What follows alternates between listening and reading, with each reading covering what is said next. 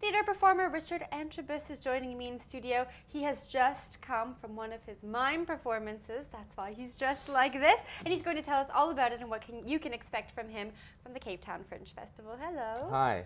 Hi. Well, thank you very much for having me.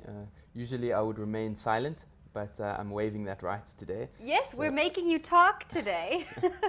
Now, I've always been interested in mime. So the first thing I want to know is, how did you get into mime? It doesn't seem like your typical, ordinary path when it comes to theatre performance. Yeah, it's not the only thing I do. I consider myself a physical theatre performer, and mime sort of sits somewhere in the middle of that, between doing your straight acting and dance.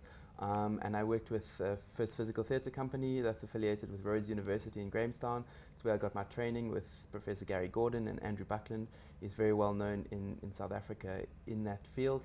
And then just blending that all together, and the possibility that you can create something out of nothing and make the invisible visible, and use the audience's imagination to go on a whole journey with you and make impossibilities possible. So. Mime isn't something we always see when it comes to theatre in South Africa. Do you find audiences aren't really sure what to expect when they come to one of your shows? They expect the iconic this. So they expect this. And so if another show that I do called Being Norm, there is some speaking and I do make sounds, and the first response is, "Oh, but mimes can't talk." And you say, but it's very difficult to explain. Actually, that's very strictly speaking pantomime. And that was largely popularized, the idea of not talking, because of Marcel Marceau, who was very, very famous French, strictly speaking pantomime.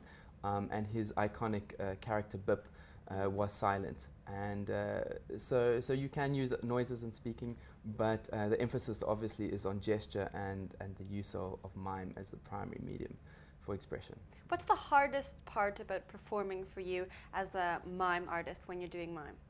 As mime, because it's all context of reference, so the audience see what they know, and your job is to create a world where you are showing them your world, and they've got to understand that. So they've got to see your reality that doesn't actually exist in their minds. So they've got to keep up with you, but you've got to be clear enough and detailed enough without being too detailed that it get bogged down. So it boils down to technique, and then trying to blend that technique using stillness and isolation, using that technique along with a story that is intriguing and that the audiences can go along with you. Now tell me about the makeup. Why do mime artists wear this makeup that you have on today? I think it originally stems back to pantomime and the character of I think it's Pedrolino. But it's the whole white face represented. It was European origin, so it represented every man. So this was the every man face. It's a kind of a mask as well.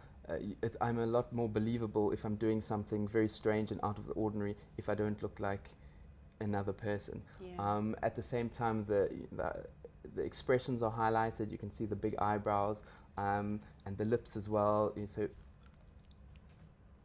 So expressions are much more highlighted. So also if you're sitting further back in the audience, or row 54 of Carnegie Hall or wherever of the State Theatre, you can see the expression.